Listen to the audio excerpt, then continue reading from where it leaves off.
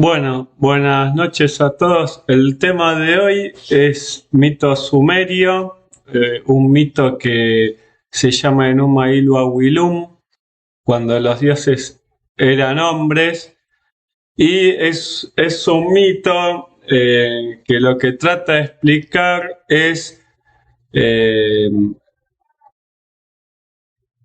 por qué el ser humano fue creado, ¿sí? Por qué los dioses decidieron eh, crear al ser humano.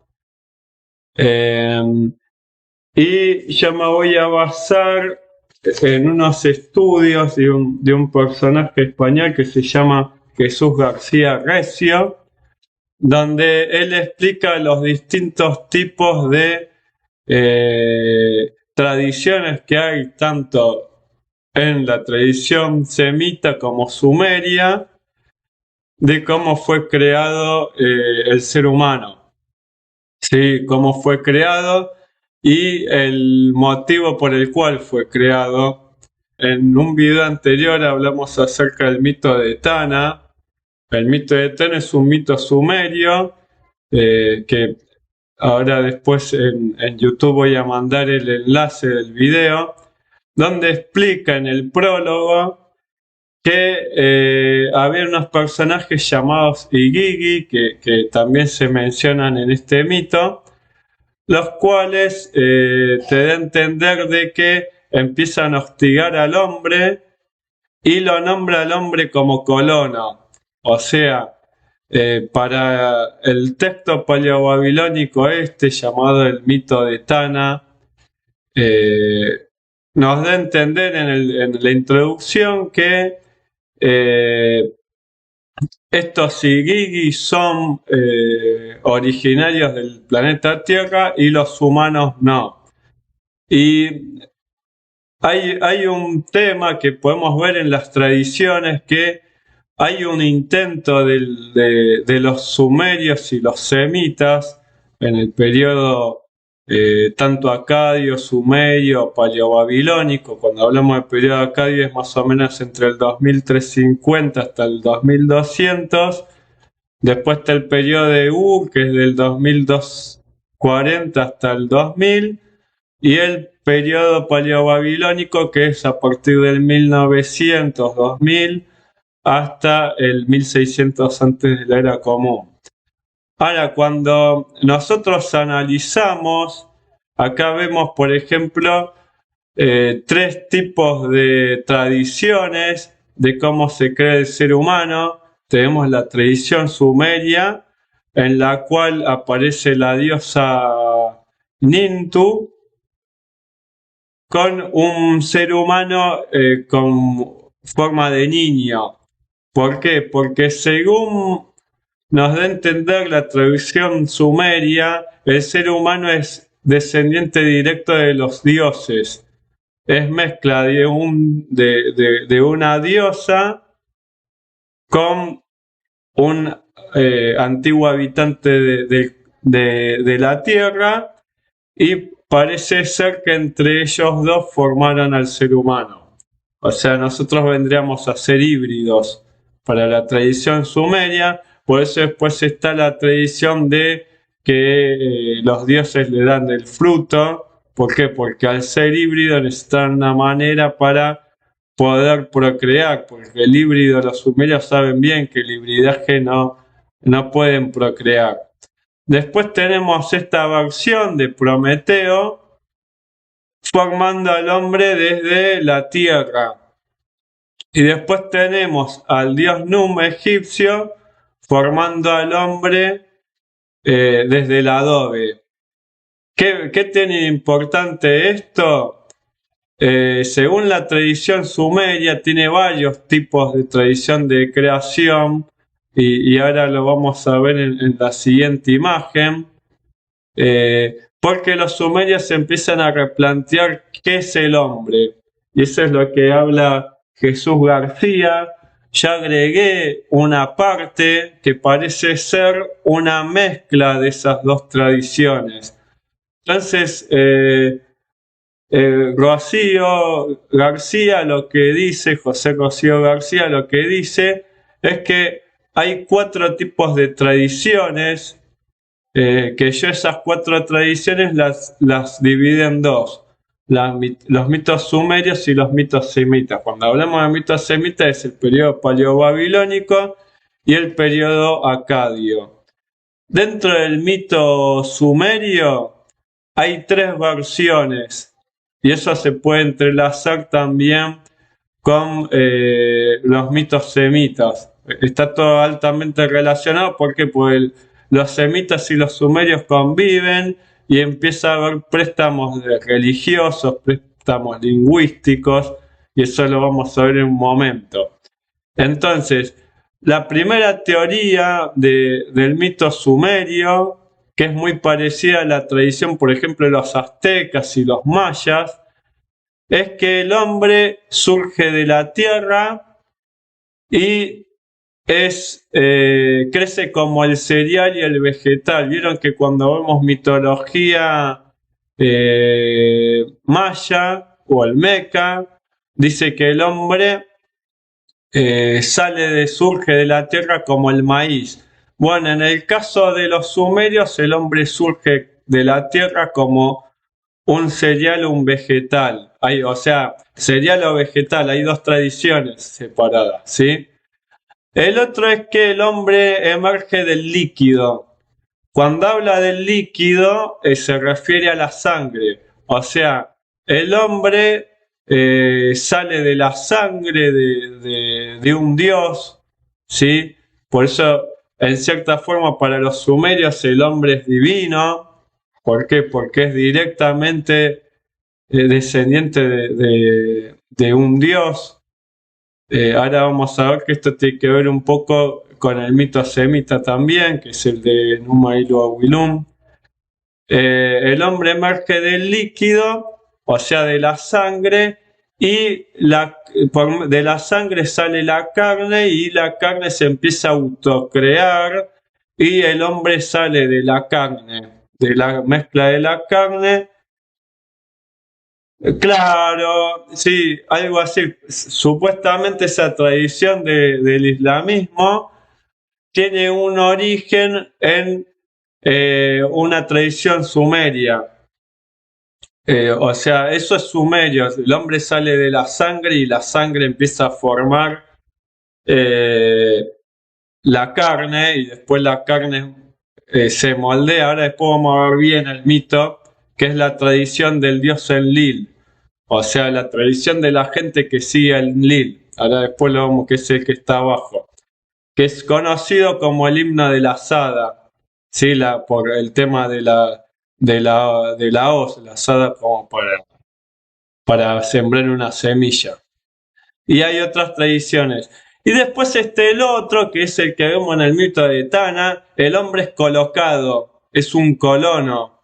Es como que el hombre existía, los dioses lo sacaron de su lugar de origen y lo metieron entre el Tigris y el Éufrates. O sea, el hombre no es una creación, sino que el hombre es colocado en ese lugar por los dioses. Todos estos mitos de tradición sumeria nos dan a entender algo, y en eso concluye todos los mitos, que el hombre tiene un propósito y el propósito es servir a los dioses. Y eso lo vamos a ver después con este mito que tiene algo de eso. En el mito semita, que es similar al mito egipcio de la creación, el hombre es moldeado. ¿Sí? Cuando hablamos de este mito semita es el paleobabilónico, que no está relacionado con el mito que vamos a ver ahora. ¿Sí? El A es formado por la arcilla. Hola, Catherine.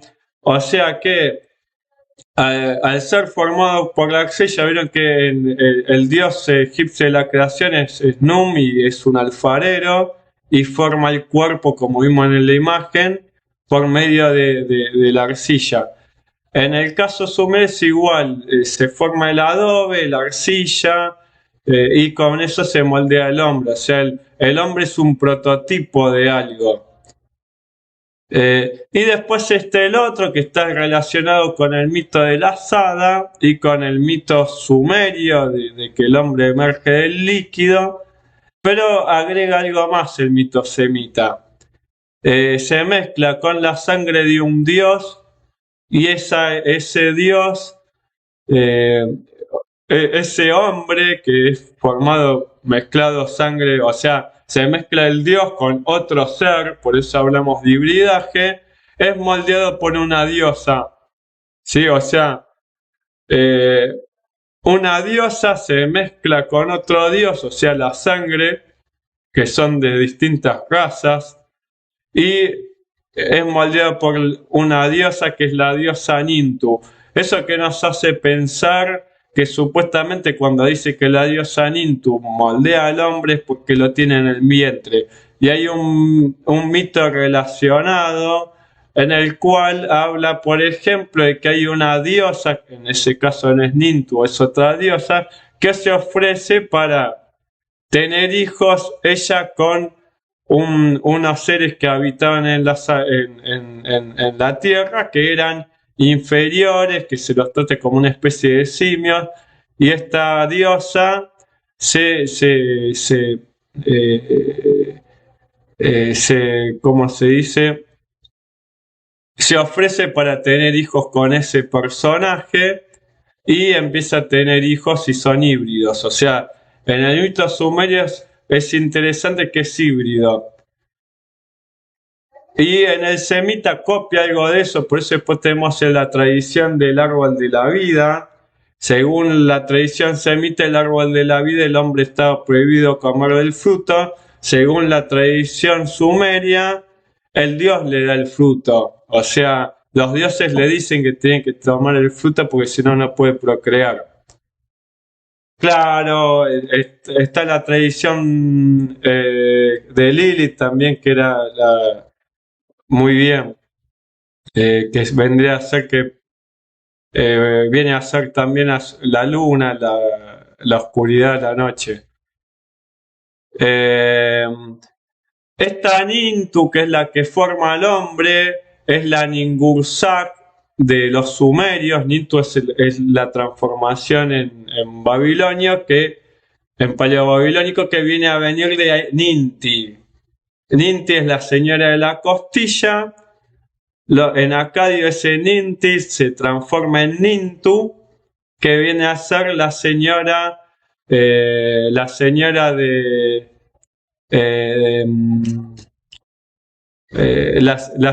del nacimiento.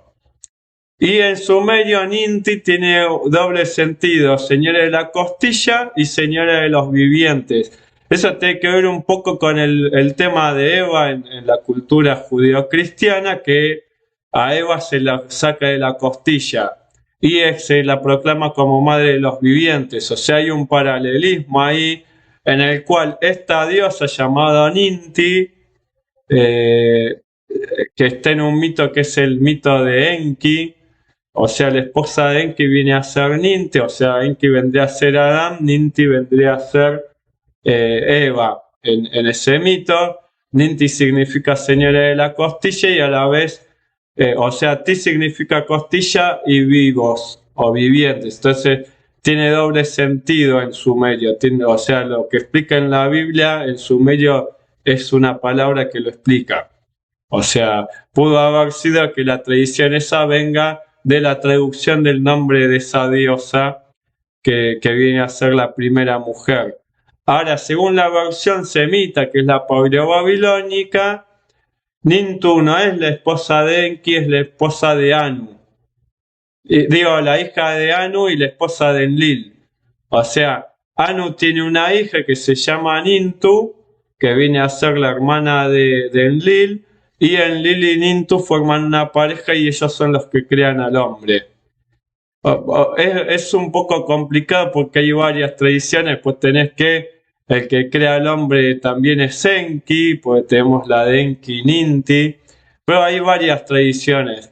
Ahora, en la tradición, por ejemplo, de Enlil, agrega algo y está en un himno que se llama el himno de la asada o la canción de la asada, en inglés es Song of the How, está en sumerio, esto que puse acá abajo, tiene dos versiones. Usuea, que vendría a ser que la carne surge de la tierra, o sea, Usuea es el lugar donde se crea el hombre y significa allí donde surge la carne. Y después Usumua, Mu significa brotar, o sea, sería el uso es carne, el lugar donde brota la carne. ¿Sí? O sea, dentro de la tradición del Lil viene que el hombre surge del líquido, ¿sí? En ese caso, el hombre brota como un cereal o como un vegetal. Fíjense que son una mezcla de la tradición 1 y 2 del sumerio, pero no brota un cereal o un vegetal, brota carne, es una mezcla de los dos. Y después dice el término Uyuba, ¿sí? El término Uyuba vendría a significar que esa carne se pone en un lugar que significa lugar del molde. O sea, se crea un molde en ese lugar donde surge la carne, que viene a ser el prototipo del hombre, el cuerpo. Se pone la carne y la carne empieza a crecer dentro del molde. Eso lo podemos encontrar en una tablilla del Museo de London, o sea, el Museo Británico, y la pueden encontrar como UET626A. Ese es el como está catalogado la pieza, es una tablilla de arcilla donde dice que los dioses siembran la carne y la carne brota. ¿Sí? ¿Cuál es el propósito? La esclavitud. O sea, el hombre, según los sumerios y los paleobabilónicos, están justamente para servir a los dioses. Acá está. Servir y alimentar a los dioses por medio de ofrendas, construir para los dioses. Por eso cuando nosotros vemos en el mito de Luma Elis, empieza, el mito comienza diciendo que están estos Igigi, que son los originarios de la Tierra, que cuando los Anunnaki, que son los Anunnaki como se llaman los babilónicos a los dioses sumerios, los Anunnaki los esclavizan y estos Igigi, ellos dicen que empiezan a gritar, a clamar contra los dioses. Acá lo que analiza García es que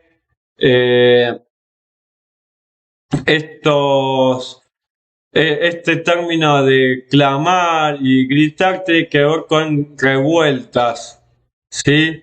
Y que en la traducción uno pone clamor, pero cuando identifica y relaciona que los Sigigi en realidad están luchando contra los dioses, entendemos que el clamor viene a ser la queja, ¿sí? Entonces, en el Uma Elo Aguilón explica que el hombre es formado para reemplazar a los Sigigi, esclavos que fueron liberados luego de una revuelta. En esta revuelta ganan los Sigigi, ¿sí? Que son estos personajes que está acá, el que está a la izquierda. Esos personajes ganan y se transforman en semidioses. Por eso el texto se llama cuando los dioses eran hombres. Esos dioses que eran hombres son los Igigi. A partir de ese mito, los Igigi empiezan a ser semidioses. Eso aparece en ese mito, una explicación de quiénes son estos semidioses que están entre el hombre y los dioses. Entonces, los dioses no tienen compasión, no tienen empatía hacia el ser humano. ¿Por qué? Porque los seres humanos pasan a ser esos esclavos. Únicamente hay dos dioses que generalmente se lamentan. Uno es Enki, Enki es el dios que se lamenta, por ejemplo, el que le avisa a Siusudra que va a haber un diluvio. O sea, mientras están todos los dioses planificando ese diluvio para exterminar al ser humano, Enki se le aparece a Siusudra en el mito sumerio, y Siusudra arma el arca. O sea, Enki es el dios que es misericordioso con el ser humano. Y después tenés los demás dioses que lo quieren destruir. La otra diosa, que es la que generalmente ayuda al ser humano, pero es dualista, porque hay veces que lo quiere asesinar y hay veces que lo quiere salvar, es Inanna. Inanna es una diosa en la cual muchas veces es vengativa. Por ejemplo, es la que venga los Valak generalmente empiezan con que la que se enoja es Inanna. Por ejemplo, está el Valak de Lamentaciones de Agade, o el curso de Agade, donde te dice que la que se queja es Inanna. Pero después, cuando termina el texto, Inanna empieza a implorar misericordia porque no puede soportar que el ser humano sufra. Entonces, ¿qué pasa? Inanna y Enki son los dioses que tienen empatía con los que son más misericordiosos. Y después tenés Enlil, que está todo el tiempo queriendo asesinar al hombre. Enlil es el dios que siempre quiere que al hombre le vaya mal porque empieza a tener celos. Sí, y es el que le dice a Anu, que es el padre de todos los dioses, que si Anu en sumerio es Ana y significa el del cielo, o sea, el celestial, es el que le dice a Anu que generalmente hay que aniquilar al ser humano. En todas las lamentaciones, Enlil es el que inicia la aniquilación y es el que no perdona, es el que no se lamenta. Incluso destruye su propio templo y no se lamenta. Pero siempre es el dios que siguen adorando todos. Cosa que Enki después se deja de adorar más tarde. Entonces, ¿qué pasa? Lo que explica Enuma Elihu es este problema. No termina que el ser humano es destruido, pero eso que hicieron los Igigi, esa protesta, le empiezan a hacer los seres humanos y los seres humanos pierden. Por eso no son liberados. O sea, la conclusión del texto, me adelanto, vendría a ser que el hombre no fue liberado y que siempre va a ser esclavo de los dioses. Entonces, ahora vamos a la otra parte. Tenemos en este texto, tanto como en el mito de Tana, se nombra los tres tipos de seres. Están los Igigi, que son los originarios del planeta, que son estos personajes de acá. Están los Anuna, que son los hijos del dios Anu, que son, por ejemplo, acá tenemos a Anu. Y después están los Awilum o los Lulu, que pasan a ser la humanidad, o sea, serían los seres humanos que están representados acá. O sea, el hombre, según la tradición babilónica y sumeria, está hecha imagen de los dioses. Es un descendiente de los dioses, porque ustedes se fijan, los dioses no tienen ni alas, no tienen forma de animal, como en otras tradiciones. Los dioses y los hombres son iguales, y ahora vamos a ver otro tema que tiene que ver con eso. Cosa que los Igigi, no, los Igigi generalmente tienen cabeza de reptil o de ave. Y después están los Utuku, que son los demonios, que también tienen forma mezcla de animal con hombre. ¿Sí? Dentro de los Anuna y los Awilum tenemos, por ejemplo, Gilgamesh, que viene a ser mezcla de Dios con humano. Pero Gilgamesh es mortal. ¿Por qué? Porque es mezcla de Dios, pero también mezcla de humano. O sea, al ser mezcla de humano, es inmortal. Perdón, es mortal. Y pasa con otros más. Después tenés, por ejemplo, Enkidu, que es una formación de Inanna para luchar contra Gilgamesh. Y después están los Utuku, que son los demás seres que forma Inanna, porque después Enkidu se enamora, se hace amigo de Gilgamesh, y en ese sentido termina siendo aliado y no enemigo. Entonces Inanna después sigue haciendo otros monstruos que vienen a ser estos demonios. Sí, o sea, los dioses crean demonios. Entonces, ¿qué tenemos? En el texto este de Numa Ilu Awilum, cuando los dioses eran hombres, tenemos ciertos personajes, por ejemplo, Belit Ili, que significa la señora de los dioses o la madre de los dioses, que nos hace recordar un poco a la diosa cananea y ugarítica, que es Balaat, la señora. En este caso es Belit Ili, que es la madre de los dioses. Esta madre es la misma Nintu, pero en esta tradición aparece como si fueran dos personajes distintos. Pero Belit Ili y Nintu son la misma persona. Son los dos los hijos de son las dos hijas de Anu y esposas de Enlil. O sea, en este caso en el mito aparece Belit Ili, que es la que da la sangre, ¿sí? Es la madre de los dioses, pero en este caso también es la madre de los seres humanos. O sea, los seres humanos son divinos, según este mito. Y Nintu moldea al hombre, o sea, eso que empieza Belit Ili, lo termina moldeando Nintu. Después está un dios, que es el dios We, que We significa planificar, es el dios de la planificación. Vendría a ser We, es el dios inmolado. ¿Por qué se inmola el dios? El dios We se inmola, inmolar es sacrificar, o sea, se suicida, se hace matar, para que su espíritu entre en ese prototipo humano que es el hombre, ¿sí? Y de ahí viene el espíritu. Espíritu en acadio se escribe Etemum. Etemum es de raíz sumeria, que es Etemen. Etemen significa templo que conecta. Vieron que en sumerio los sigurak se llamaban Etemenanki. Etemenanki significa el templo que conecta el cielo con la tierra.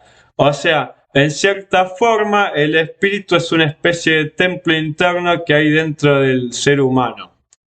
O sea, es la casa que conecta. Que conecta es lo que une la divinidad con lo humano. A su vez, este dios We es el que planifica. ¿Por qué? Porque Temum en acadio significa planificar. En sumerio viene de la raíz cimiento. Temem es cimiento, conectar, o sea, sería el cimiento, el cimiento o la planificación, o sea, se transforma en acadio como planificar. Entonces, ¿qué vendría a ser este Dios que hace que el hombre tenga el espíritu, y el espíritu es lo que hace que el hombre entre en razón? Si no, el hombre sería como si no fuera porque este Dios se suicidó para que su espíritu entre en el hombre. El hombre sería como un animal, no tendría nada divino. Aunque eso se contradice porque en realidad el hombre es descendiente de un dios, porque es hijo literal de Belit Ili o de Nintu. ¿sí? Que son las que se ofrecen. Entonces, para hablar un poco más, vamos a ver, por ejemplo, algunas traducciones que aparecen de estos textos. Tenemos el himno de Engura, ¿sí? El himno de Engura, que es un himno sumerio. Hay una parte que dice Ukue Ushimgim Ki Indaraba, que significa cuando los hombres rompían la superficie de la tierra como hierbas. Acá tenemos el prototipo 1 de la tradición sumeria que dice que el hombre brota como una hierba, como plantas, ¿sí? Después tenemos un texto bilingüe de época babilónica que lo podemos encontrar como CAR 461, está catalogado así, que dice en sumerio, lo leemos en sumerio, el aporte acadiano, porque son clases de sumerio las que hacemos. Shegin Nivina, Shegin Nivina Kita Siksik Kidim. Dice, como grano que ha brotado por sí mismo de la tierra. O sea, según este mito del texto bilingüe que aparece en una traducción, esta es una traducción que hace Pettinato en un texto que es Das Altorientalische, que está en la página 51. Y acá nos da a entender que brota por sí mismo. ¿Qué significa? Que el hombre surgió solo, no hubo creación. Esa es la tradición. ¿Por qué? Porque según los sumerios, después se empieza a plantear la idea de creación. Pues si ustedes se fijan en las mitologías sumerias, generalmente los dioses son como seres humanos. Tenemos en el Dumuzi, que es un dios sumerio, que lo tenemos metido en las dinastías. O sea, Dumuzi es un dios, pero a la vez fue un hombre. ¿Eso qué significa? Si Dumuzi es un dios, ¿cómo fue un hombre? ¿Entienden? ¿Cómo es que un dios es un rey? Entonces ahí tenemos un problema. ¿Eso qué significa? La idea de lo divino, el hombre es parte de eso, ¿sí? Entonces, después, ¿qué pasa? Otro ejemplo vamos a dar. CAR 424. En el Usumua, ¿se acuerdan que el Usumua es el lugar donde, donde brota la carne? Dice, en el Usumua inmolaremos a dos para que su sangre haga crecer el prototipo humano. O sea, ¿qué significa esto? Que hay dos dioses que prestan sangre para crear al hombre. ¿Dónde lo hacen dónde lo creen? En el lugar donde crece la sangre, crece la carne.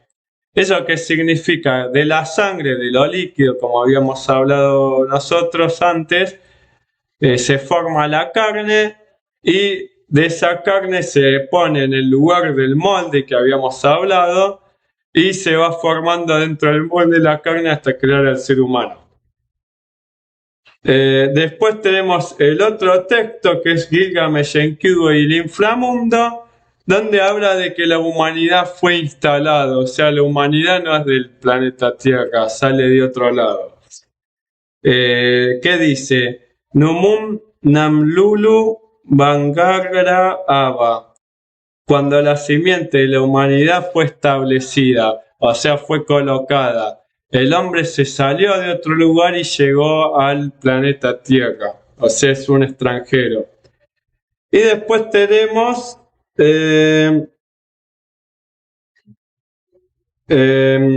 un otro texto que dice que Ea Esenki cortó la arcilla en el Apsu, creó a la humanidad para que hiciera los trabajos de los dioses. Acá que dice que el hombre se lo crea para ser esclavo, es lo que hablábamos antes. Entonces, ¿qué pasa? Seguimos con el texto. El hombre en el texto de Numa Ilum dice, empieza en la parte que hablamos del dios web, pero no lo nombra, dice, un dios inmole y se purifiquen los dioses por inmersión en su carne y en su sangre. Nintu mezcle la arcilla. O sea, ¿qué te dice? Acá hay una mezcla, o sea, la carne se mezcla con arcilla. De modo que el Dios y el hombre se mezclen juntamente en la arcilla. O sea, acá te está diciendo que el hombre es producto del hombre y el Dios. ¿Será que ese hombre es otro personaje? Porque ¿cómo puede ser que el hombre sea producto de dos? Acá que en realidad que nos dice ese hombre que se mezcla es el hombre con el Dios Hue. ¿Por qué? Porque el Dios Hue es el espíritu. Entonces, cuando dice que se mezcle el hombre con el Dios, habla que el hombre se mezcla con el espíritu del Dios Hue. Pero también podemos decir que puede ser una tradición anterior donde, como habíamos dicho, que el hombre es mezcla de una diosa con un habitante de la tierra y que el hombre es un híbrido. ¿Sí? Entonces, ¿qué pasa? Dice, después que hubo mezclado dicha arcilla, llamó a los Anuna, o sea, los hijos de Anu, a los grandes dioses, los Igigu, los que observan significa, los grandes dioses, escupieran saliva sobre la arcilla. ¿Sí? O sea, también el hombre tiene parte de los Igigu, o sea, es una mezcla entre los Igigu, los Anuna, el dios Hue, que es el que le da el espíritu, y el hombre. ¿Sí? Entonces, un poco antes también dice que me dé arcilla y yo trataré de hacerlo. Entonces, ¿qué pasa? Bueno, pasamos con el tema del dios que se inmola, ¿sí? Y entonces después dice, más adelante, en su carne y su sangre, Nintu mezcle la arcilla, de modo que el dios y el hombre se mezclen, vuelve a repetir. Para futuros días escuchemos el tambor. En la carne del dios haya un espíritu, que el viviente su signo le haga saber, y a fin de que no caiga en el olvido, un espíritu haya. O sea, la idea del espíritu como de que el hombre no es olvidado. ¿Por qué? Porque el espíritu es lo eterno. El cuerpo muere, pero el espíritu del hombre sigue. ¿Sí? En la asamblea respondieron afirmativamente los grandes dioses Anuna que atienden los destinos. ¿Sí? O sea, esto después se crea una asamblea. Entonces nosotros tenemos, por ejemplo, que el nombre del hombre es Ahuelum, ¿sí? Lo que analiza García es, el hombre se llamará Amelum o Ahuelum en razón de que el nombre del dios inmolado para su formación era Hue, más Ilum, o sea, Hue es el nombre del dios, Ilum es Dios. ¿Sí? Por otro lado, la peculiaridad del dios era que tenía capacidad proyectiva y planificadora, o sea, ese dios era el dios que tenía una idea de planificar. O sea, el hombre es planificador justamente porque tiene ese espíritu. Entonces, ¿qué dice? Era un dios Wetemum, por lo que el hombre Abuelum tendrá a su vez un espíritu Etemum. ¿Sí? ¿Eso qué significa? Que el hombre es descendiente de este dios y que tiene esa capacidad proyectiva. ¿Sí? Entonces, acá ¿qué pasa? Cuando empieza el texto, dice, Inuma ilo awilum, ubludula is bilishupshika.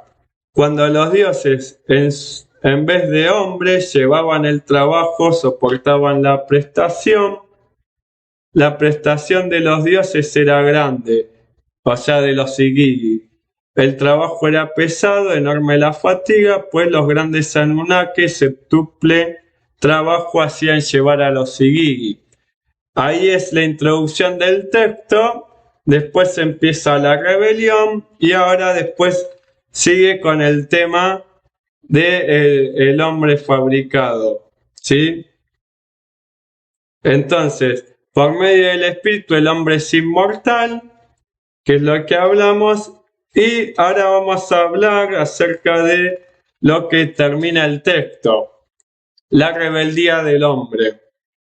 Entonces, el texto, para que vean lo que yo les hablaba antes, el texto que dice, no habían pasado 1200 años cuando el país se había dilatado y la gente se multiplicaron. País como un todo alborotaba.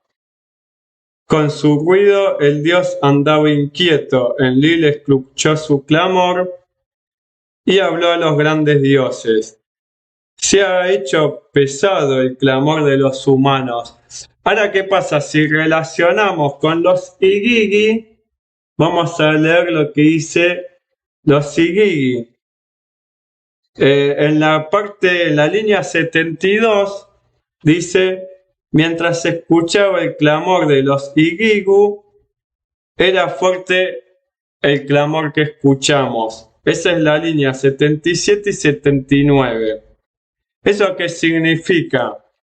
Y después en la 47 dice, en la casa de lloros en la casa de lloros quedaron en silencio mis gritos. ¿Sí? ¿Eso qué significa? Cuando los dioses dicen que el hombre no pasaron 1200 años y empezó a gritar y quejarse, está hablando de una rebelión. ¿Sí? Entonces dice, y habló a los grandes dioses, se ha hecho pesado el clamor de los humanos, con su ruido estoy falto de sueño. ¿Sí? Ahí estamos más o menos en la línea 359. Entonces viene la parte en la que los dioses empiezan a actuar. Dice, Adu atronó desde las nubes en cuanto escuchó el crujido. O sea, el dios Adu hace una tormenta. ¿Sí? Después dice,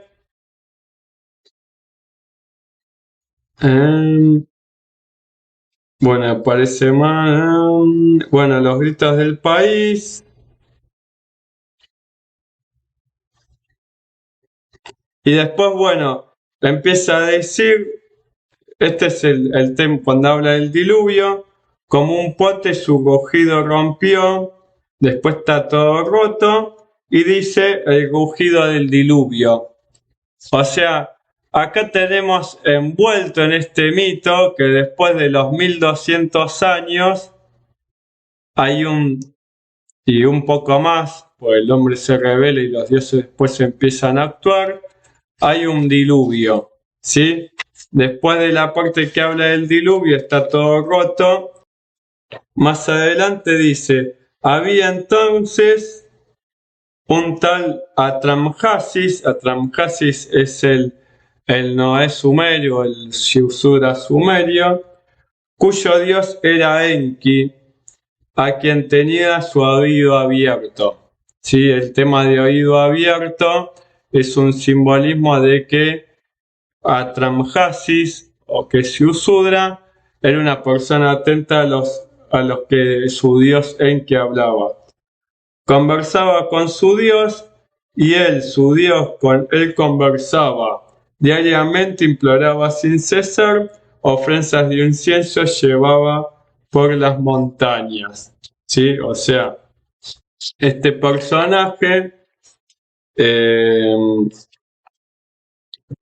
le rendía culto a Enki y ahí terminaría.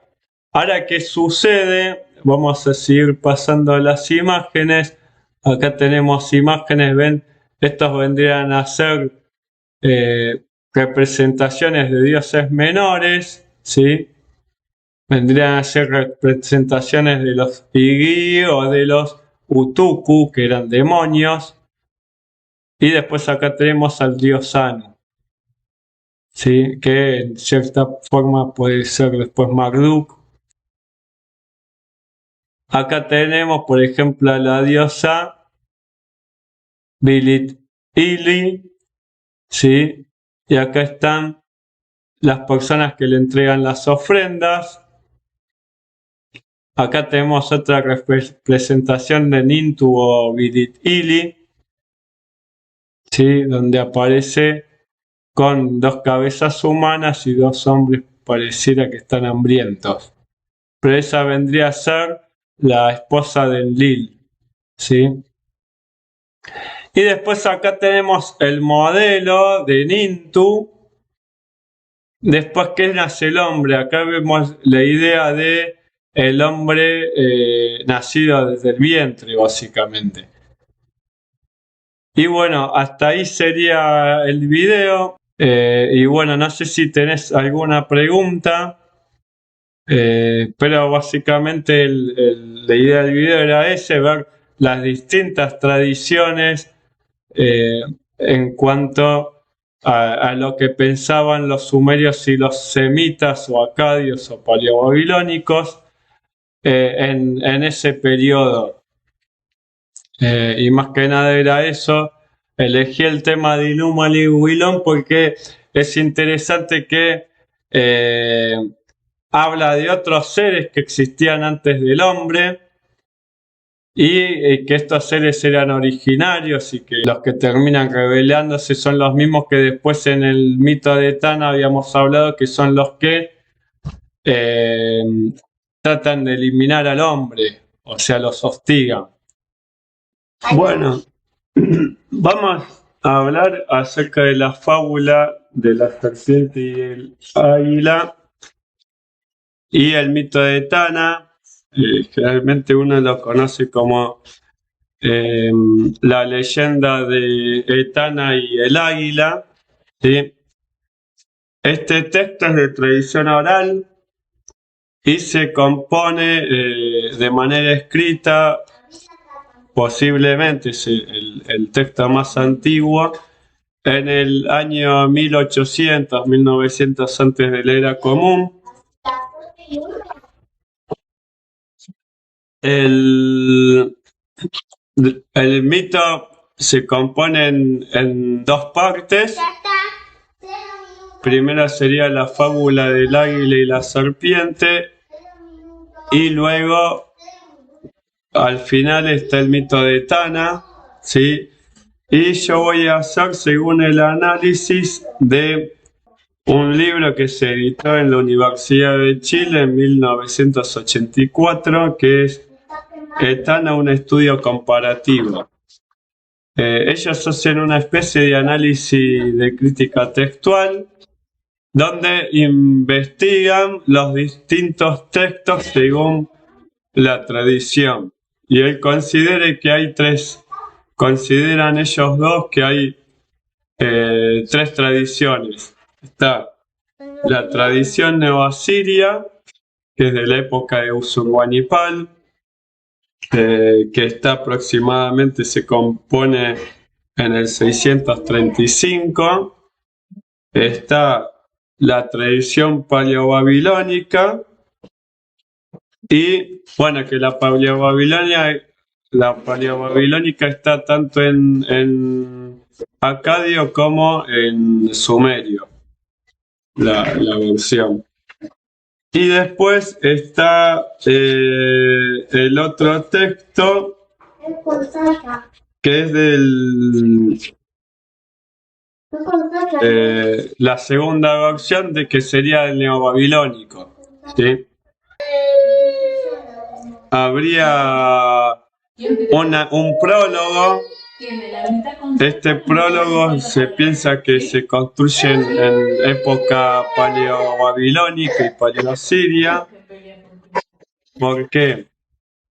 Porque tomamos unos nombres que son de esa época. Por ejemplo, habla del concilio de los dioses como Anunnakis, habla de los Igigi, que esos son textos que aparecen en tradición babilónica.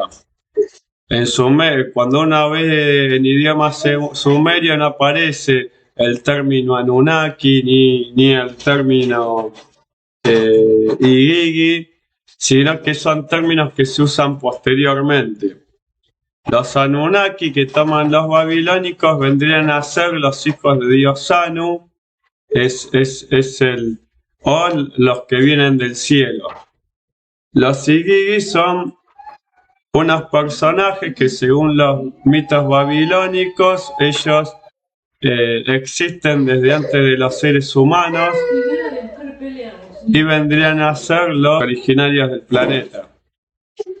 Por eso cuando empieza el prólogo vamos a ver eso reflejado. Entonces, leo como parte del prólogo, dice: los grandes Anunnaki decretan el destino, se sentaron intercambiando sus pareceres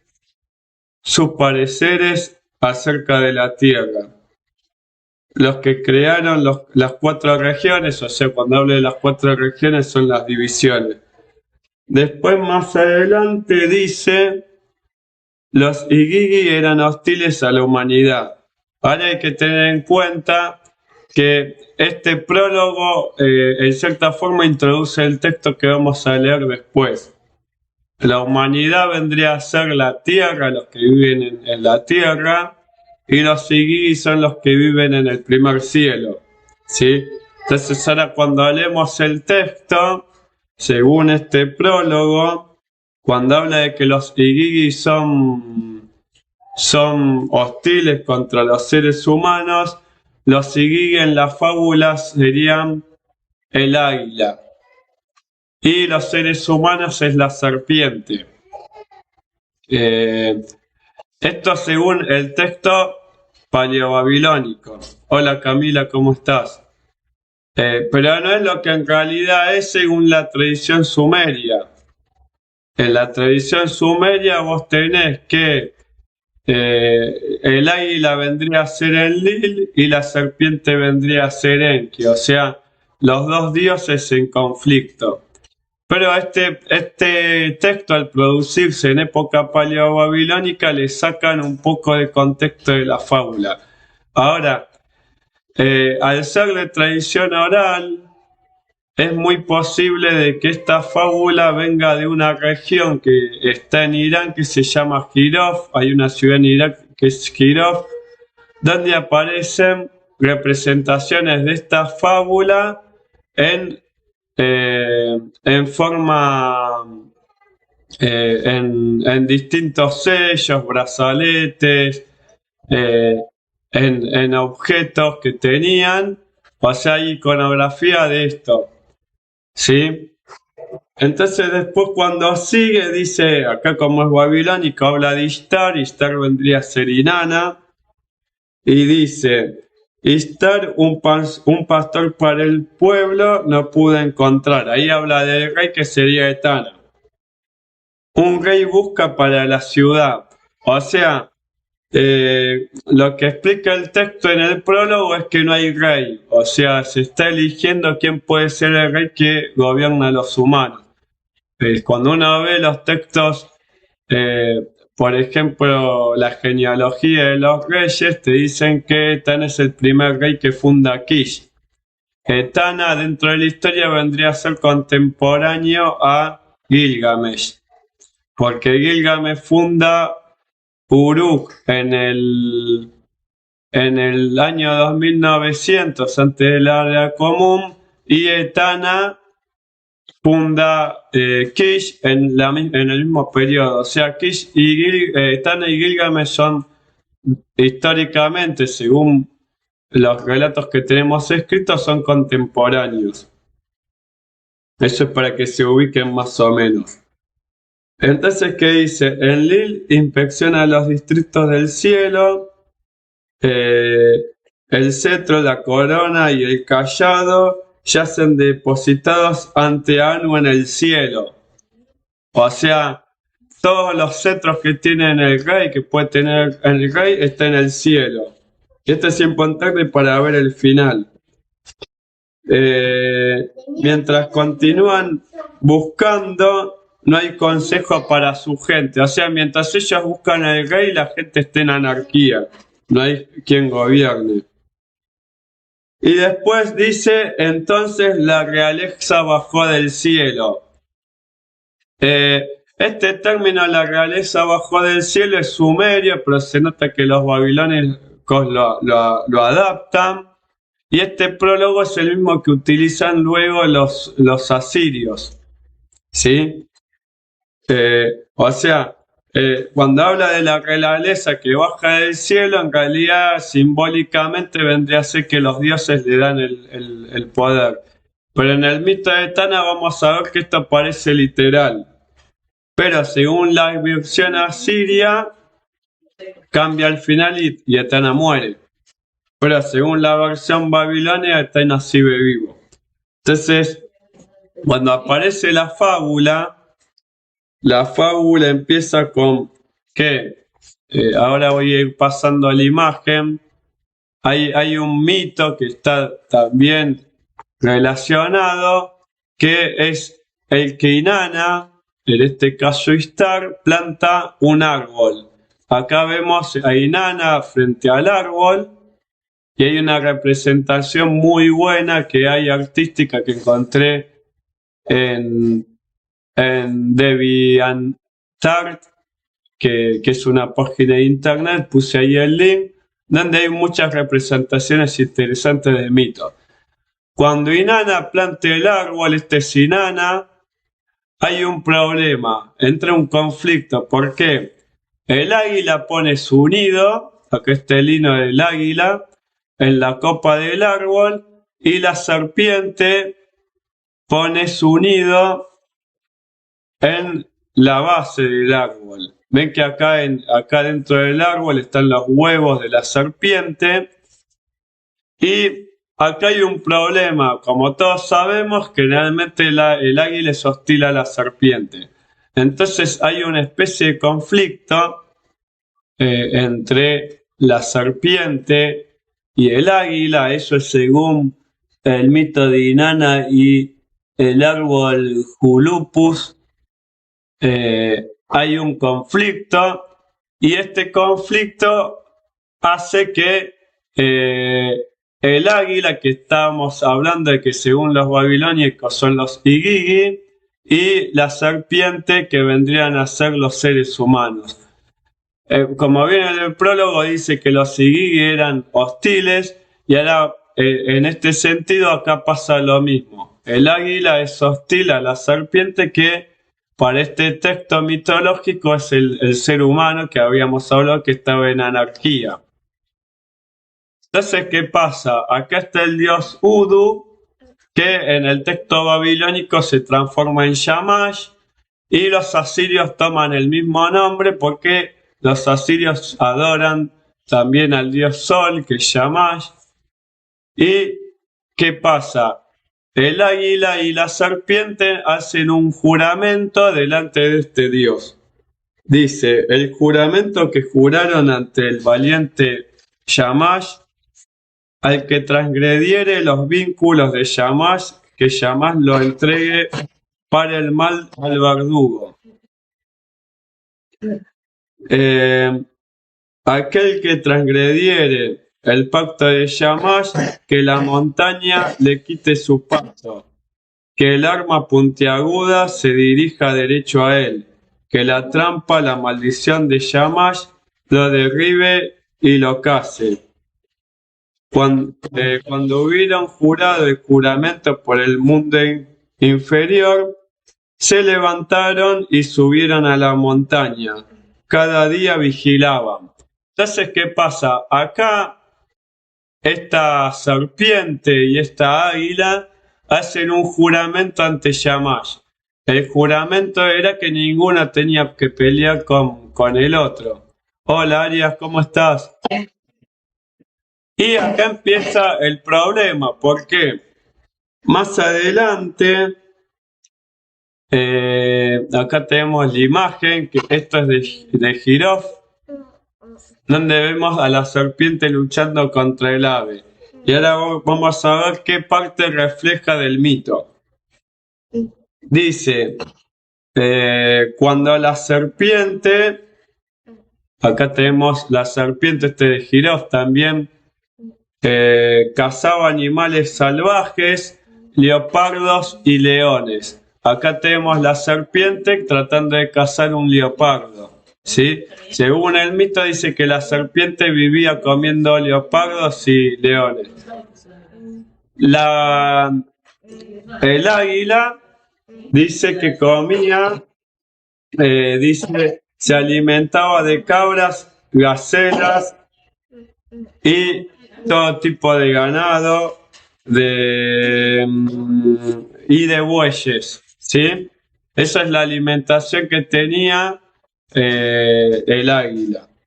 Entonces después dice, cuando su cría, o sea, la cría del águila, pues vieron que el águila, la cría del águila crece más rápido que la cría de la serpiente. Entonces, ¿qué pasa? Cuando la cría hubo crecido en edad y en estatura, el corazón del águila, o sea, del padre, tramó maldad. Y cuando su corazón tomó maldad, resolvió en su mente devorar a la cría de su amigo, la serpiente, que es lo que está representado acá, es el águila comiéndose a las dos crías de la serpiente. El águila abrió su boca diciendo a su cría, me comeré la cría de la serpiente, subiré al cielo para poder habitar allí y descenderé de la copa del árbol. O sea, vieron que el águila baja para cazar, o sea, está hablando de cómo la va a cazar. Y descenderé de la copa del árbol a comer el fruto es la descendencia de la serpiente. El pequeño aguilucho, o sea, el hijo, y acá el hijo plantea, es el que le aconseja al padre,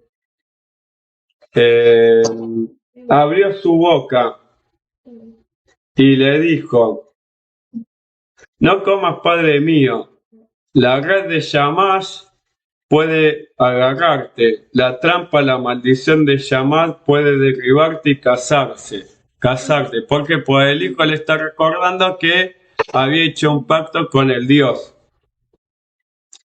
Al que transgrede los vínculos de Shamash, lo entregará Shamash a él para el mal al verdugo. Y empieza, como todo texto de tradición oral, empieza a repetir, ¿sí? Entonces, ¿qué pasa? Después dice,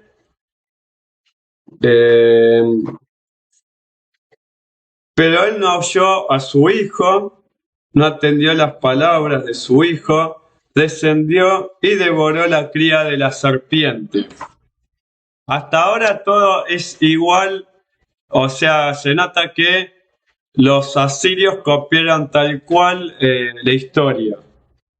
Entonces después dice, la serpiente, mientras el águila estaba comiendo a sus crías, había ido a cazar. Entonces dice, la serpiente fue a cazar al tigre y cuando llega dice, la serpiente depositó su carga, o sea, el tigre, ante sus crías. Miró alrededor, sus crías no estaban. Con sus garras rasgaba el cielo, o sea, empezó a escarbar para ver si veía a sus crías. El polvo del nido cubre el cielo.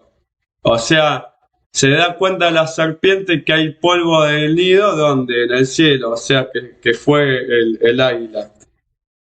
La serpiente yace y llora. sus lágrimas fluyendo ante Shamash.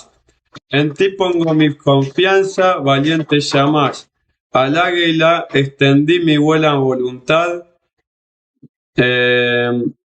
honré tu juramento.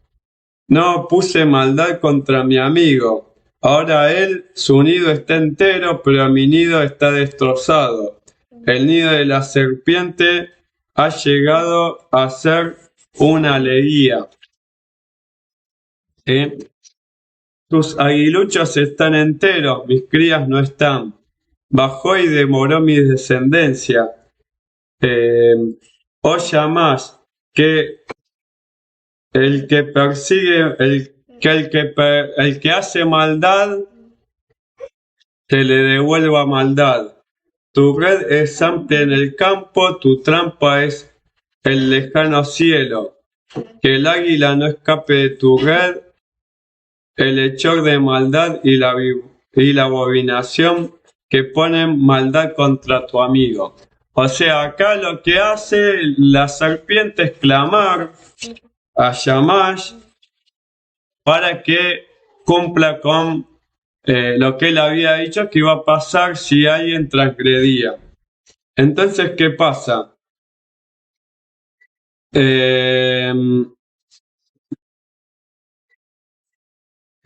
Lo que hace Shamash es decirle, y acá va la siguiente imagen, la serpiente se empieza a hacer fuerte otra vez y Shamash le aconseja a la serpiente que coma vieron que lo que comía el águila era ovejas, cabras y bueyes. Entonces, ¿qué le dice a la serpiente? Mata un buey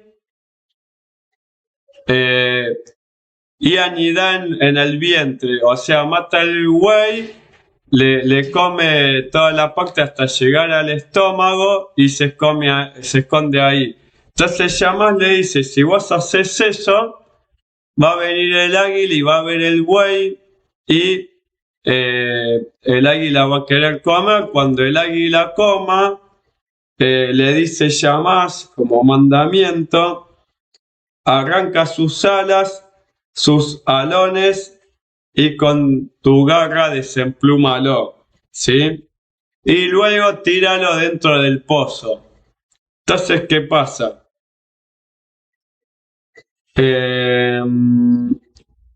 Ahora vamos a ver qué sucede, que acá es interesante.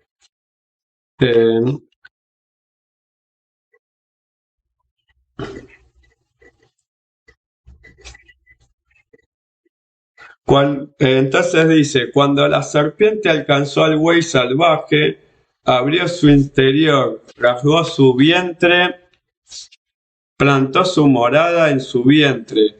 Toda clase de ave del cielo descendió a devorar la carne. Si el águila hubiese conocido su infortunio, no hubiera comido con las aves. O sea, bajan todas las aves a comer de este buey y el águila baja. Entonces acá viene otra vez el tema de la cría, ¿sí? Dice, el águila abrió su boca diciendo a su cría, ven, bajemos y devoremos la carne de este buey salvaje. O sea, esta es la acción, ¿no? El buey salvaje, el águila. El pequeño aguilucho, excelente en sabiduría, el águila, a su padre, el águila, estas palabras dirigió. No bajes, padre mío, quizás dentro del buey salvaje acecha la serpiente. El águila, sin consultar con su corazón, dijo estas palabras. Bajaré y comeré la carne del buey salvaje. ¿Cómo podría la serpiente devorarme? Él no oyó, no atendió las palabras de su hijo, bajó y se posó sobre el buey salvaje. El águila inspeccionó la carne, examinó sus partes delanteras y traseras. Nuevamente inspeccionó la carne. examinó las partes delanteras y traseras. Procedía cautelosamente, tiende a lo recóndito del interior, o sea, empieza a ir al interior. Cuando entró en el interior, la serpiente lo cogió, o sea, lo agarró. Acá tenemos otra representación de Jirov. Miren que antes estaba el águila comiéndose a la serpiente y ahora tenemos la representación de la serpiente matando al águila. O sea, posiblemente esta fábula haya sido de tradición de lo que se conocía como el Imperio de Markashi, que estaba en lo que sería el sur del actual Irán. ¿Y vas a dormir? No, te voy a dar un beso. Entonces, ¿qué pasa?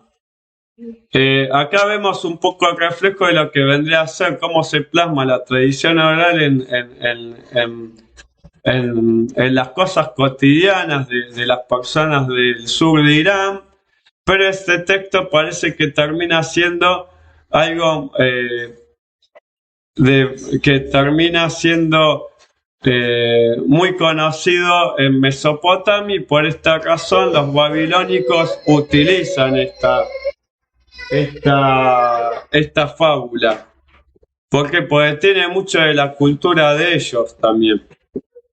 Entonces, ¿qué dice? El águila le dice, ¿no?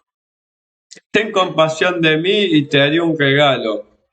La serpiente abre su boca diciendo al águila, si te suelto, ¿cómo respondería Yamás en lo alto? O sea, Yamás le ordenó que haga algo para vengarse. Si él no lo hace, tiene que responder al Dios.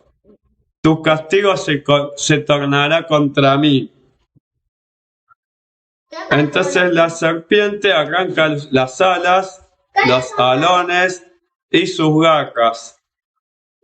La despluma y la tira dentro del pozo, diciendo, morirá de hambre y sed. El águila diariamente, o sea, el águila hace la serpiente hace lo que ordena el Dios. Esta serpiente lo arroja a un pozo pensando que va a morir, ¿sí? Entonces, ¿qué dice? El águila diariamente suplica a Shamash. He de morir en el pozo. ¿Quién sabe? Tu castigo fue impuesto sobre mí. Shamash es un dios sol. Sálvame la vida a mí, el águila, y cantaré tu nombre hasta la eternidad. Entonces responde el dios sol de los babilónicos y dice, tú eres malévolo y me has ofendido gravemente. Lo aborrecido por los dioses y lo prohibido has comido, o sea, te comiste las crías de la otra serpiente. Aunque has jurado, yo no iré a ti, pero he aquí un hombre te enviaré y tomará tu mano. Y acá entra lo que dice en el prólogo. Vieron que en el prólogo dice que al final te dice que la realeza descendió del cielo. Y ahora vamos a pasar ahí, que es interesante. 33. ¿Qué dice? ¿No? O sea, acá viene el mito de Tana. Porque es un compendio, no puedo leer la historia entera, duraría mucho. ¿Sí? Entonces, ¿qué pasa? Acá lo que pasa es el águila el águila esta se encuentra con Etana. Etana vendría a ser el futuro rey, el que habla del prólogo, ¿sí? Y dice, bueno, sigue la súplica, dice, oh Señor, que salga de tu boca, otórgame. Aparece Etana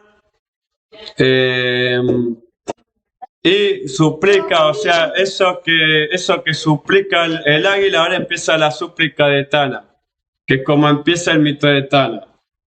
Oh Señor, que salga de tu boca, otórgame el aliento, la planta del nacimiento. Dante, muéstrame la planta del nacimiento. O sea, Etana es estéril. Etana es estéril.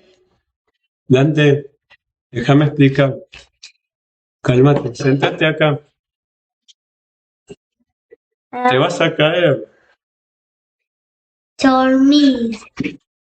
Etana, así como suplica la serpiente, Etana suplica al Dios también, ¿no? Dice, Dormir. oh Señor, que salga de tu boca, otórgame la planta del nacimiento, vendría a ser lo que iba a hacer que Etana pueda tener hijos. ¿Sí? Habíamos dicho que era estéril. Entonces, ¿qué pasa?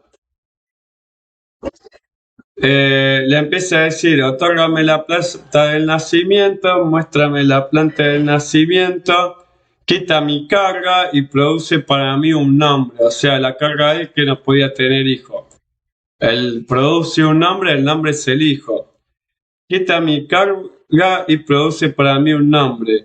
Shamash abrió su boca diciendo a Etana, sigue tu camino, cruza la montaña al ver un pozo, examina su interior, dentro de él yace un águila. Él te mostrará la planta del nacimiento. O sea, vieron que el águila estaba en un pozo. Entonces, este texto se conecta, o sea, el agregado de que el águila suplica y que el Dios le dice que va a llegar un hombre y lo va a ayudar, aparece después en el mito de Tana. El mito de Tana que dice que Tana va a un pozo a rescatar un águila. Ahora, no sabemos si este mito está relacionado uno del otro. ¿Por qué? Pues, según estas personas que hablé al principio, son dos textos de distintas tradiciones que se unieron.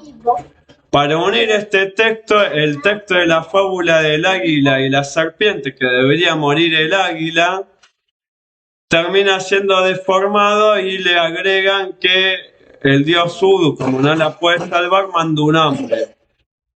Y lo enlazan con el mito de Tana, diciendo que Tana roga por tener descendencia y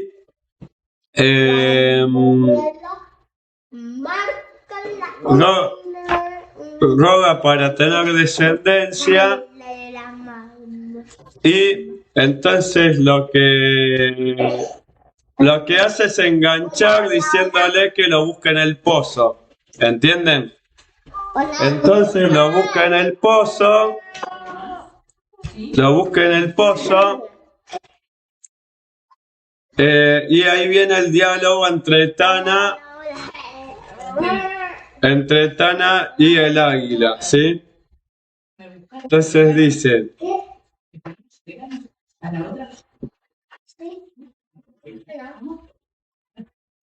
el águila le miró diciendo a Etana, tú eres en verdad Etana, el rey de los animales. Fíjense que en la fábula, lo entrelazan en la fábula como el rey de los animales.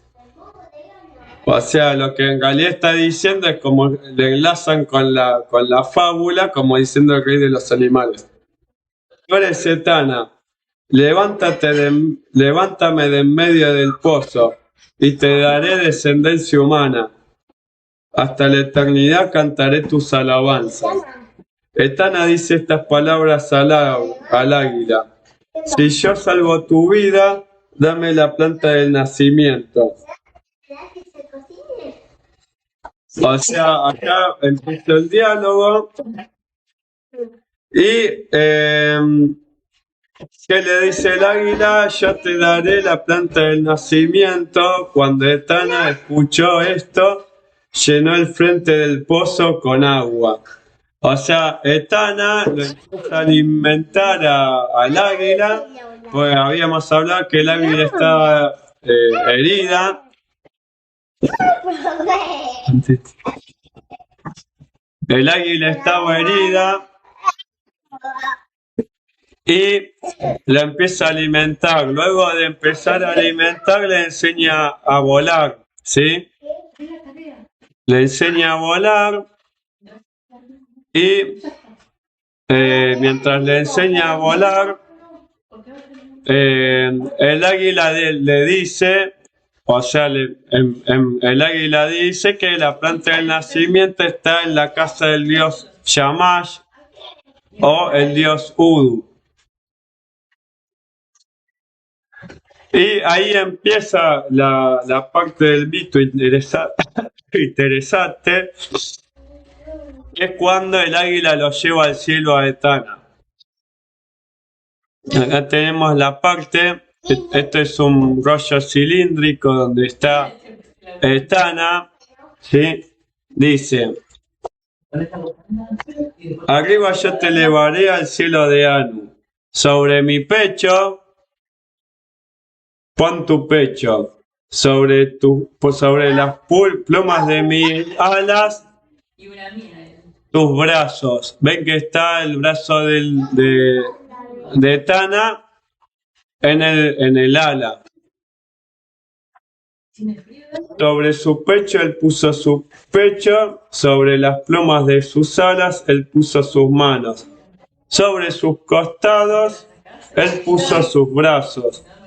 Excesivamente grande era su carga, cuando lo hubo cargado en una lengua arriba. El águila le dijo a él, a Etana, mira amigo cómo luce la tierra, escudriña el mar, sí, acá vamos al mapa, escudriña el mar, este es un mapa de Euroasia según la tradición babilónica, que está en el medio Babilonia, acá estaría Egipto, el río Éufrates y Tigris, el Mar Rojo y Egipto, ¿sí? Por eso dice, escudriña el mar a los costados. Este círculo vendría a ser lo que es el mar a los costados. Y después de ese mar están los distintos las distintas tierras que hay o países que no son bien conocidos y son parte de los mitos. Entonces dice, escudriña el mar a los costados del Ekur queda en Nippur. La tierra en verdad se ha vuelto una colina.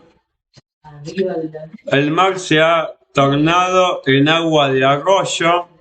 O sea, fíjense que describe que el mar es como un arroyo, ve cómo se va achicando la tierra. Cuando él hubo cargado la segunda lengua arriba, el águila le dijo a Etana, mira amigo cómo luce la tierra. Y ahí dice, la tierra luce como una parcela de tierra, ¿sí? O sea, pasamos de una montaña a una parcela o una huerta. Después dice, cuando lo hubo cargado una tercera lengua, le dijo el águila, ¿cómo luce la tierra? La tierra está tornada como una zanja de jardinero.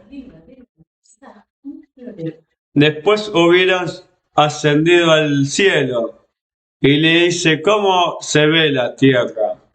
Y Etana le dice que se ve como una vasija de aceite, que es lo que, o de agua, que es lo que tiene Inanna acá. O sea, se ve pesado, digo pequeño, como una vasija, ¿sí? Después sube al cielo de Anu y le dice,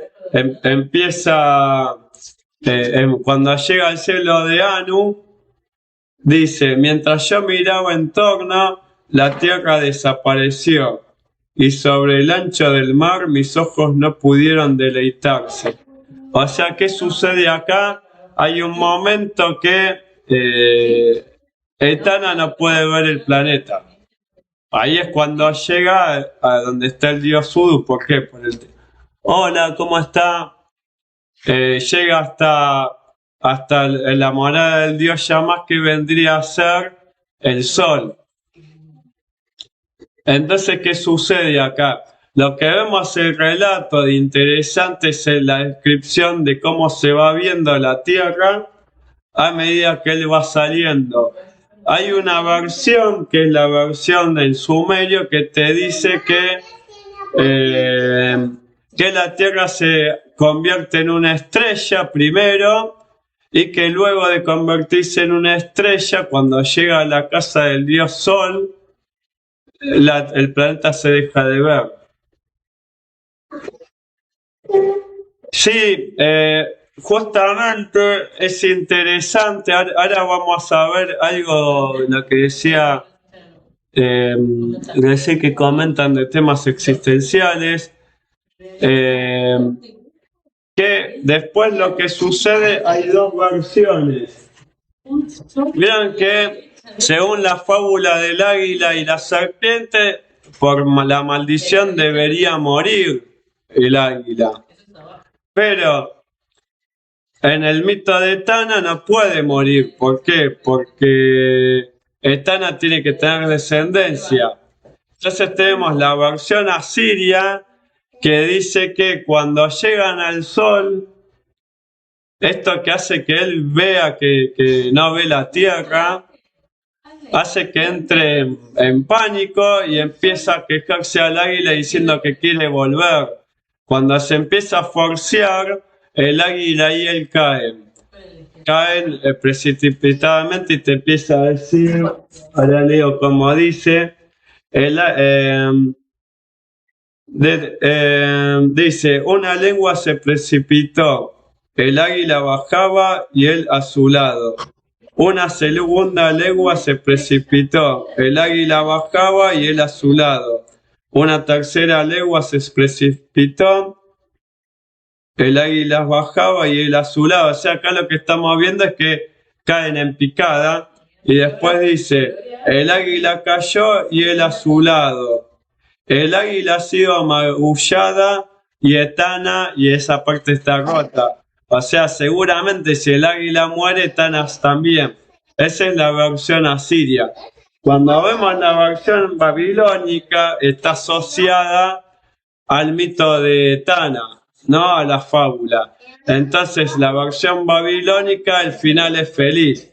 ¿Qué te dice? Lo que está en la imagen. El dios Udu le da la planta de la vida para que tenga hijos. Acá no es Udu con Etana, este es Sargón II con Etana, pero lo puse para que tengan una idea de lo que sería cuando Etana se presenta ante el dios. El dios le da la planta según la versión babilónica y sumeria, y Etana vuelve feliz y habla con su mujer, le dice que está feliz porque consiguió la planta, y tienen un hijo que se llama Balig. Ese hijo Balig, uno está en duda si es versión babilónica o si era sumerio. ¿Por qué? Porque Balig es un nombre semítico, no es sumerio. Entonces no sabemos si es un agregado babilónico o si es sumerio, porque no hay un listado de reyes de la época babilónica. Pero si nosotros vemos el listado de reyes que se crea en 1800 antes de la era común, tenemos que Etana tiene un hijo que se llama Balí. Según esa tradición, supuestamente el mito babilónico de Etana te dice que el hijo se llama Balí. Pero no sabemos si, sabemos que Etana vivió, sí, existió. Pero no sabemos si el hijo era Balí, pues no hay ninguna evidencia de la época de Etana donde él tuvo hijos. Ahora, si nosotros vemos, Etana, dentro del mito, termina siendo el que baja del cielo. Y cuando nosotros habíamos visto en el relato, decía, al final del prólogo, o sea, de la introducción del texto, donde está el resumen del texto, te dice que luego de que los Igigi terminan de hacer el pacto con los humanos, o sea, los Igigi son el águila y los humanos son la serpiente que había dicho, entonces bajó la realeza al cielo. Acá tenemos a Etana, que baja del cielo con el águila, y luego de ahí se corona rey. O sea, el mito del Tana y el águila, versión babilónica, el rey se corona luego de bajar del cielo. ¿Eso qué significa? El conflicto del prólogo, que habríamos hablado de los Sigigi, que son los que viven en el primer cielo, vendrían a representar el águila. O sea, lo que estamos viendo en cierta forma en la fábula es un mito entre los vivos que están en el cielo, los Sigigi, que según la mitología sumeria y babilónica eran los que vivían antes del ser humano, que eran como una especie de reptiles. Ellos eran los que vivían antes que llegue el humano y antes que llegan los dioses. Son anteriores a los dioses. Lo que hacen los dioses, según el mito sumerio, es un pacto entre los humanos y los Igigi. A partir de ahí los Igigi dejan de ser hostiles y por eso es que se les pone así. Los Igigi significa los que observan. Vendrían a ser seres celestiales que pueden pueden observar al ser humano, pero no pueden intervenir en lo que hacen. A partir de esa época, a partir de que se hace ese pacto, que se explica. Ahora, cuando se habla del mito de Etana, nosotros podemos entender que y acá está el sello, el último sello. Este es un sello que es del 2800 antes de la era común, que aparece tan en el águila, ¿ven? El águila, y aparece están escribiendo, ¿sí? Escribiendo desde el cielo. ¿Por qué? Porque según los babilónicos, Etán es el primer escriba. Y es interesante porque esto se refleja en la tradición judía también. ¿Por qué? Pues según los judíos, Enoc va al cielo por un torbellino, no por un águila, pero va al cielo y también se convierte en el primer escriba. Entonces, acá tenemos una relación entre la tradición judeo-cristiana y la tradición babilónica. ¿Por qué pensamos que Etana es el primer escriba? Porque es el primer rey. Los sumerios y los babilónicos entienden que la escritura es un símbolo de poder. Y eso es algo que se sigue hablando. Generalmente los primeros estados, inventan la escritura. ¿Por qué? Porque vos para dirigir, ven acá Etana escribiendo desde el cielo, lo que sucede en la tierra, vos para tener un reino necesitas administrarlo y la administración pasa por la escritura. Acá lo que vemos es una representación de Etana subiendo al cielo y después Etana haciendo una cuenta de los ganados que hay en la tierra, en su territorio, como primer rey. Aparece como escriba y como rey. Entonces, ¿qué sucede acá? Es para intentar entender, analizar cómo el mito tiene cierta forma un análisis cultural de ellos. O sea, ellos entienden que la escritura es la base de la sociedad de ellos. ¿Por qué? Porque ya cuando escriben este mito, Babilonia es una cultura escrita ya. Cosa que cuando nosotros vemos, por ejemplo, los primeros textos sumerios en literatura aparecen en época muy posterior, aparecen en el 2350, En el 2900 hay escritura, pero es administrativa. O sea, este sello donde ves a Etana escribiendo supuestamente en pictográfico, en una piedra, todavía no se había inventado la arcilla como modelo de escritura, en una piedra está tallando supuestamente el ganado o los ovicaprios que se pueden observar acá. Donde está el pastor con un látigo.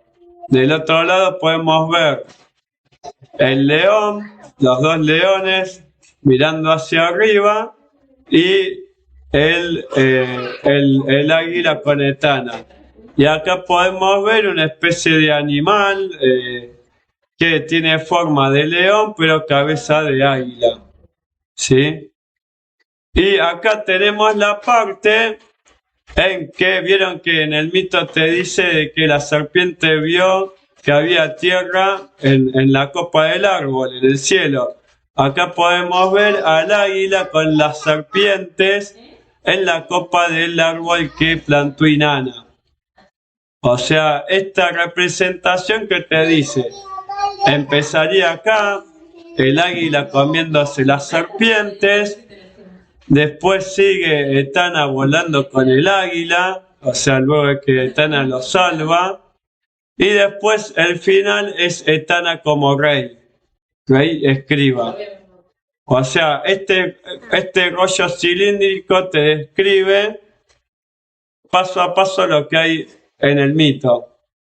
O sea, es una representación del mito de manera simbólica sin escritura. Pero si nosotros leemos el mito de Etana y vemos el rollo cilíndrico, tenemos que esta es la parte donde el águila viola el pacto, esta es la parte en que el águila es perdonada y curada por Etana, y esta es la parte donde el escriba Etana se convierte en escriba y rey. Lo que no sabemos es qué pasa con la serpiente. Pero si supuestamente la serpiente representa al ser humano, significa que Etana, ser rey, la serpiente también se amiga con el águila, porque el rey es el que termina controlando también la serpiente. Por esa misma razón, vosotros vemos, por ejemplo, mucha representación ideográfica en iconografía, tanto sumeria como en Jirov, en Irán, de un hombre agarrando dos serpientes, las dos serpientes entrelazadas. ¿Por qué? Porque la serpiente representa al ser humano. ¿Sí? Y después vamos a ver que el águila es la que está volando, porque el águila representa a los ángeles, que para los sumerios los ángeles no son ángeles, en realidad son los que vivieron antes del ser humano. Vendrían a ser los verdaderos nativos de acá, que vendrían a ser los Igigi. El ser humano, en cierta forma, para el sumerio viene a ser un colonizador.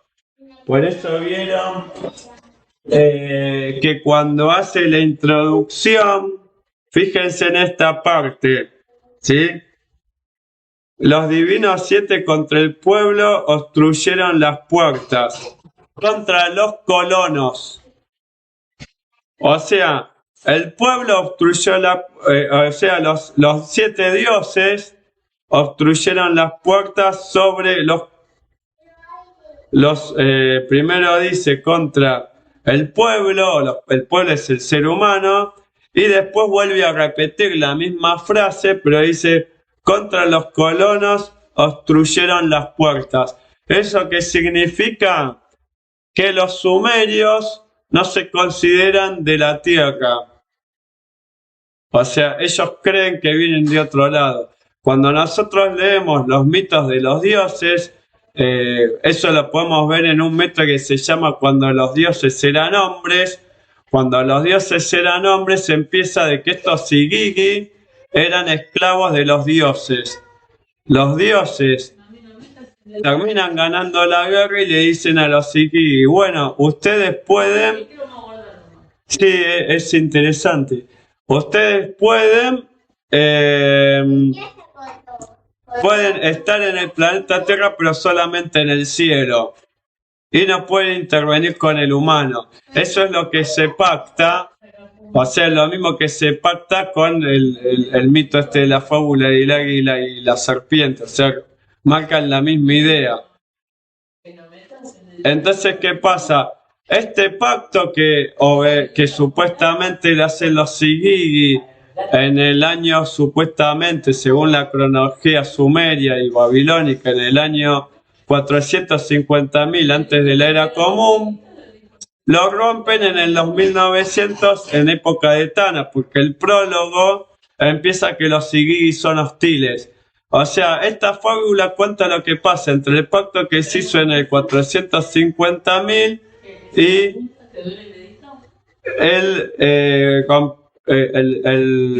cuando se rompe el pacto en el 2900, que cuando Etana funda Kish. ¿Entienden? Es interesante esto para hablar. ¿Por qué? Pues esta fábula resume 450.000 años, más o menos. En una forma rápida, es una fábula de tradición oral que habla de cuando, según la cronología de la línea genealógica de los reyes, empieza cuando el dios Alalu entra. Hay como una guerra, gana Alalu y los Sigigi terminan pactando que se van a estar ahí pero no van a hacer nada. Ahí se crea el ser humano, según la mitología sumeria, crean al ser humano y al crear al ser humano empieza a haber estos conflictos entre los Sigigi y los seres humanos. ¿Cuándo termina el conflicto? En el 2900. ¿Eso qué significa? Que según los sumerios, los Sigigi ya no pueden molestar más.